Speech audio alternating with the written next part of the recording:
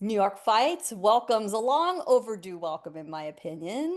Iyana Roxy, you know her as Right Hand Roxy Verduzco of Los Angeles, up and coming women's professional who will be appearing in her fourth fight already of 2025, coming up here on October 3rd, a Hollywood Fight Nights card that you can watch on UFC Fight Pass. And with all of that background, let's get into it. Roxy, thank you so much for taking time.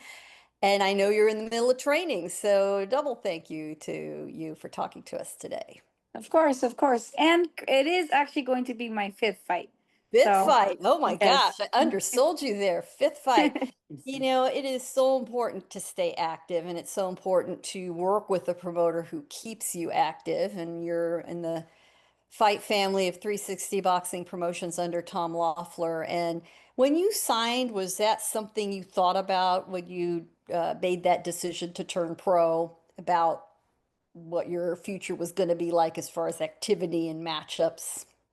Absolutely, definitely. With Tom, I've known him since I was a young girl, and I would always see he's very active. He had all his fighters fighting very, very frequently compared to a lot of other promotions. And again, he takes his time with his fighters in the sense of taking care of them and making sure they're at the right step. He's well known by everybody. Every promotion loves him. He's not blackballed. He's a respectable man, and he's been around a really long time, so people have respect for him. Therefore, they have respect for his fighters. And I meant to say my fifth fight or fourth fight this year, but this is going to be my sixth fight and my fifth fight with Tom. So I started with him after my pro debut. I went straight directly to him. Was on a fight with him in July of last year. He liked me. We had a talk, signed me, and here I am now. Probably still going to have two more or one more fight after this one to close the year off. So he's a very active promoter. Well, gosh, it's going to be happy holidays once you're finally done with that year. That's tremendous. But you've been used to being busy because you have a long amateur background and a very impressive amateur background. Let me make sure I've got the numbers right. We are not going to undersell this. A 21-time national champion, is that right? It's an amateur. Yes, correct. Three international championships. Yes. A record of 101 and a lowly six. Now, are you going to be able to avenge some of those six as did you avenge any of those as an amateur? And are there still some people you're gunning for as a pro? Oh, well, I was a baby and my last one's politics, so I don't think I've lost all six of them, to be fair. Maybe a good three, but I never got beat up. It was always a close split decision. No one has ever beat me in a unanimous decision, really. And a lot of them retired, had kids. I don't even know where they are in life. So, I respect know to where they them. are. They're watching you on UFC Fight Pass is what's going They're like, on. I beat that And girl in the amateurs. that's right. Well, and as far as amateur records go, let's just ask Roy Joe Jr. about that, and then we can all move on, Oh yeah. right? Doesn't matter. Yeah. Doesn't matter. Does not matter, but it is good training. It is something that sets you a wonderful foundation as a pro, all the international experience, not knowing who your opponents are going to be. Talk about the benefits that the growth of and the respect I think now that the amateur side of women's boxing has gotten to set you up for where you are now. Definitely, it does come with experience. It's helped me in the pros transition. At the same time, amateur boxing, the style is a little bit different once you go to the pros. So you do have to adjust with the no headgear, small gloves, many rounds, money involved, and the amateurs, again, it was just more of my resume, the experience, but it did help me build my rounds up, build, again, international experience. I'm fighting people not just with I would say a US style. You're fighting people from around the world in the European style, the Soviet kind of style, and it does help and it does. And since the age of 8 when I was younger till now, amateur boxing for women has grown a lot. Because I've seen little 8-year-olds the way they're training, and I was like, okay, I gotta watch out for that when I get older because they're coming for me, just same way I was when I was watching Michaela Mayer, Queen Underwood, all in the trials, and I was just a little girl, and now I'm in the program with them. I'm in the program with Michaela. Clarissa Shields, these women. I grew up watching them, and now I'm on the same level in a sense of in the pros. The pros is a different game, and it's a lot more. You got to be more careful, and with that, again, experience has helped me make the right decisions. For my team has made the right decisions for me. Women's boxing on the professional side has just come on. It's been amazing to watch, and you've had a unique seat because you're from a long time combat sports family. Aunt, uncle, yes, they were both Yes. kickboxers, correct? Yes, and boxers and wrestlers actually. So I have it Hey, all. it's all there. And, a lot of times the business and logistical sides of those sports are very similar. Your mom is your trainer. And I'm Yes, sure true. most people, when I say her name, at least the hardcore fans will absolutely know Gloria Alvarado, who we've seen training quite a few other fighters. So you have grown up not just saying, I want to do this as a sport, you have also seen it as a business, as you mentioned, the politics, which you just can't get around, but you still wanted to do it, didn't you? Nothing stopped you.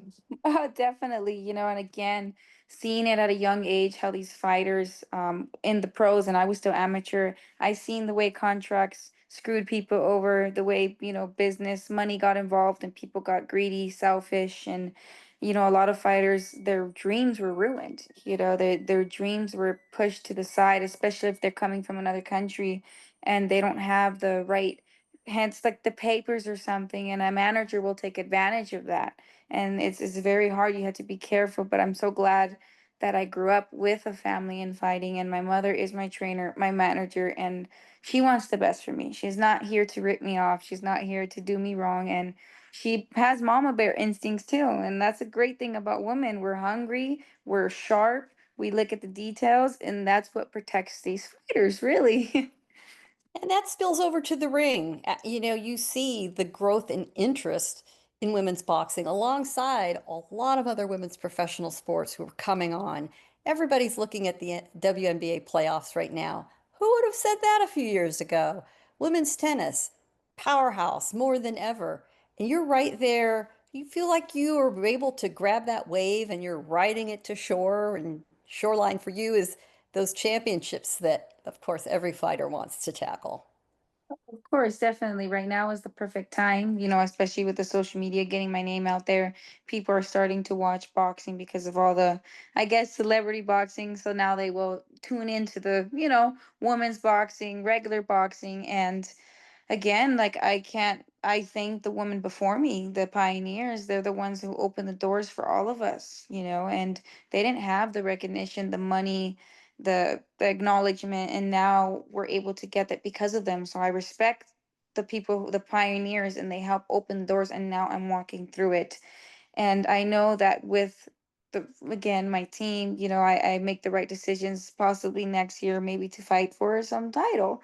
So I don't know which one, but I have my eyes on a lot of women because the belts are spread out everywhere right now. People are vacating belts, people are leaving to other weight classes. The older generation right before me, they're all retiring. So right now the seat is warm right now and it's a perfect time. The temperature is good, jumping on Yes. in. And you've Mhm. had an opportunity to work with some of those boxers that are now, you're right, you are in the generation coming up behind the champions right now. You have had some sparring, worked with Katie Taylor, Michaela Mayer. What did those opportunities teach you in working with people at that level? It definitely teaches me just respect, I mean, I've had respect for these fighters for a long time. I do not fight with ego. And it's just amazing to see that I was looking up to them and now I get to share the ring with them. So to me, it was just a humble experience in the sense of, wow, like all this work and now I'm finally on the same level as them and I'm right here with them, training with them side by side. And again, they're beautiful people inside and outside the ring. So that's another great thing to have. And they taught me how to, market myself, how to train hard. I'm grateful for them and just everything with grace and just being in the ring with them. It was an honor for me. It was definitely something like I'm not here to kill you in the ring. It was just an honor to be able to share the ring with people I looked up to, and I was wanting to be just like them when I was 8, 9, 10 years old. That's what we work, that's what all the hard work goes for, right? I mean, Yes. all those days that you made yourself go to the gym, motivation, she doesn't always show up. You, Yes. discipline does, right? Yes, you can have motivation one day, but the discipline is what's going to take you far. Absolutely right. And veering again, off of these sidebars from the sport itself, in the modern age, you do have to market yourself. Boxing is entertainment and entertainment is a business. That's another job for you, isn't it? You are an athlete, but you also now have this other job. You're talking to me today when you probably would love to have a nap or a massage. I wouldn't be surprised by either or both. How important, though, is that as you look at the landscape out there? And yes, there are people who maybe their athletic accomplishments aren't the greatest, but they market themselves well and they do get the fights and they do get the paychecks. Hmm. It is And like. it's just a simple reality, isn't it? It is bar. It's an entertainment sport. People pay to watch us because they don't do it, so they pay to watch us do it. They pay to watch greatness. And again, I do feel bad for a lot of fighters that don't have the marketing ability to do it, but all it is just go on social media. I would say generations have changed. Back then the fighters were a lot more skilled, a lot more heart, more hungry. Nowadays, we're hungry for money, but I've spent probably $1 million in my amateur with all the fundraising and all the tournaments I went through for those 15 years. So I want pay. I want pay back. I worked really hard for this. And again, yes, marketing, social media. I'm a female. I speak English, Spanish, Mexican American. I have both sides of the market, and take that to your advantage. Use it to your advantage. Use social media. Nowadays, that's the only way to make money, really. And just I honestly don't like it, but I have to do it. I have to do it. It's something that is going to get me paid now. Not just I can have two followers and be the greatest fighter, but I won't get the opportunities to fight for the belts. You have to have thousands of followers, and then they look at you and say, okay, we'll challenge you for the belt. And there's your opportunity right there. Absolutely. Well, there's a reason that fighters like Ryan Garcia, Mm-hmm. Teofimo Lopez do get fights because they do have, personalities and followings. Yes. Not that I'm saying you should, conduct yourself like either of them, Yeah. but I understand that Ryan, Teo, Gabe Rosado, they're seen in the audience. They're ringside for a lot of your fights. Am I right about that? I hear that they're kind of your own personal cheerleading squad. Oh yeah, I've known Ryan since we were like 8, 9 years old. I grew up in the amateurs with him and Sean. They were in the amateurs still. Female a little bit, but he was a little bit older. So, but like I sparred Ryan and Sean when I was younger. Gabriel Rosado, I've known him since he's known me since I was a little girl. So I've known them before that. So I know how they are. And again, it's all social media. They're all sweet people. Everyone thinks social media is how a person is. No, they're nice people. Rolly too. If, for example, people look at him like he's mean, he's super sweet outside of the social media. It's a mask, and you just gotta take advantage of it. It's a costume. It's a mask and a Yes. costume, isn't it? And you Hmm. play, you choose the role you're going to play, see how the Yes. audience responds. And that's how it goes. Well, let's talk boxing. Let's talk the actual sweet science with you here. So you have this fight coming up. You're going to fight a Mexican opponent, correct? Hmm. Perla Lomeli. Hopefully I've said her name right. What do Yes. you know about her at this point? I do know that she's tough. She comes forward. She has experience. She has 8 fights already. She's not here to lose. And again, I think she has 12 fights. I'm not if I'm mistaken. 7 and 5. Yeah. 7 and 5. So yeah, she has experience. She's been around. I think she's fought people that I do know. So she's tough. I don't expect anything less. I don't underestimate an opponent ever. They're here to win, and so am I. And your second 8 round fight, is This is that right? Yes, this is my second 8 round fight. I'm just moving super fast. I don't even know.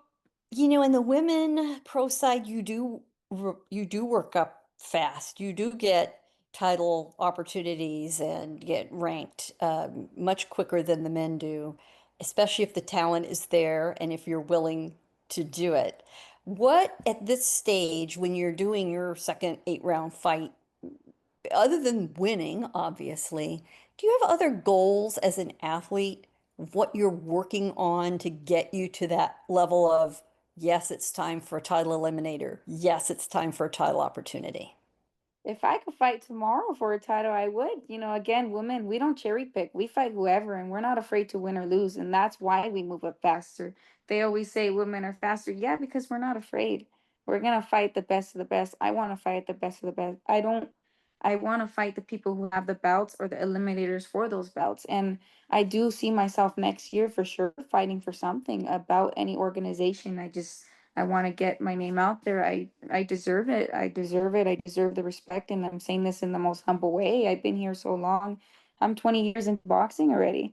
I started at 4 years old, three and a half. I started competing at 8. So I deserve to get that shot. And I just now, again, the pros is different, social media and, the transition from amateurs. But I do believe I deserve that, and I do see myself in maybe 4 fights more, maybe 3 fights with whoever says yes. Because a lot of the times, the ones that have the belts, they don't want to fight me either because it's risky. It's high risk, no reward situation with me. So that's another thing. I have to have them accept it. It seems like quite a few of your potential targets all have fights coming up here pretty quick or just have. Tiara Brown fought last weekend, Mhm. right? So she's certainly probably on the short list. Yes. Yes, correct. Ellie Scottney has just booked a fight. Yes. I see Undisputed. you So. looking at her. That to me would be a very exciting matchup.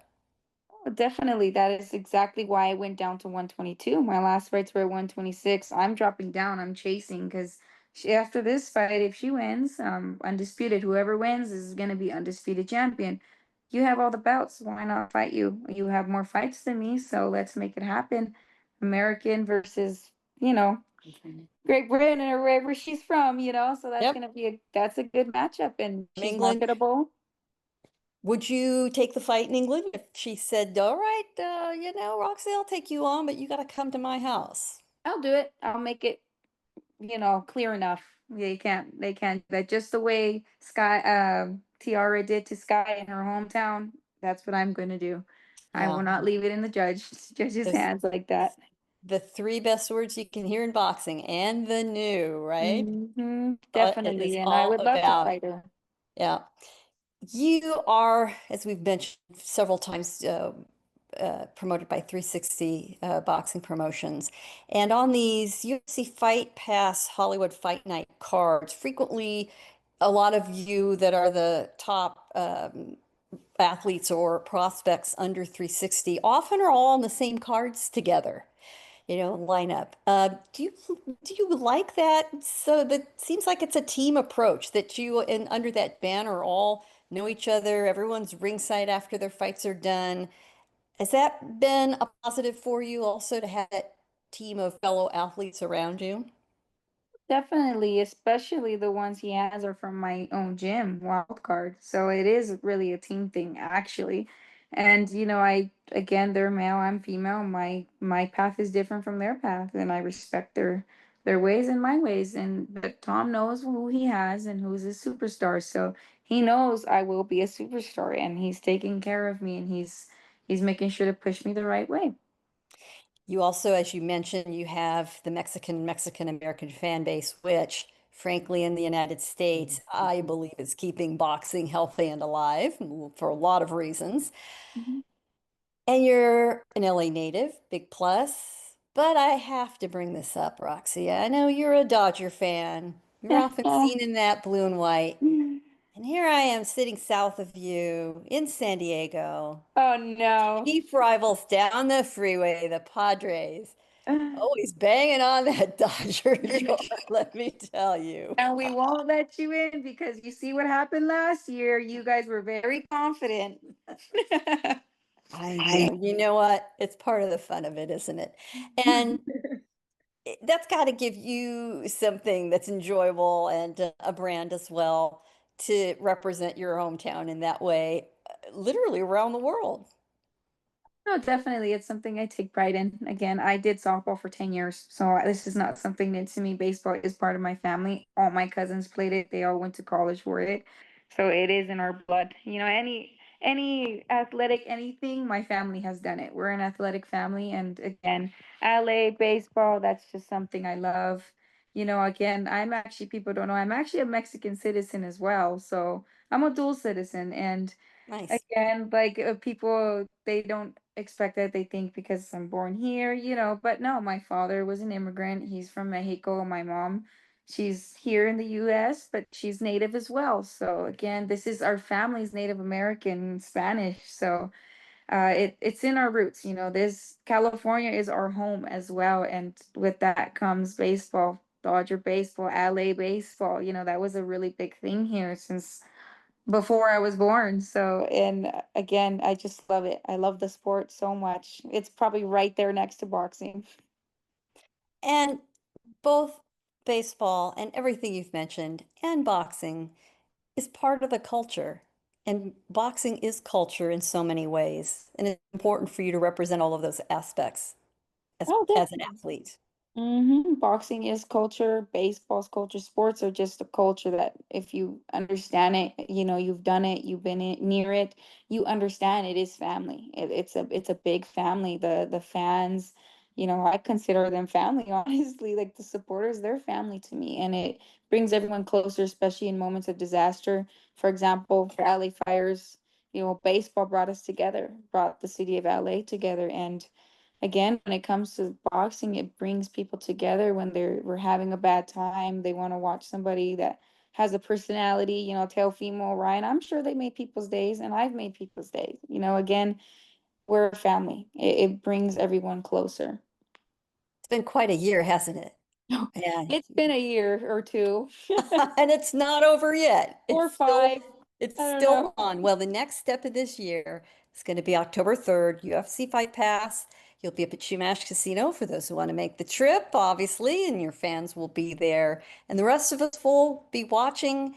And I hope this and the rest of your year is entirely successful, and that the next time we speak, we'll be talking about your first title fight. So all the best to you, Roxy. It's been a Thank you so true pleasure much. talking to you today. Thank you for having me. I really appreciate it.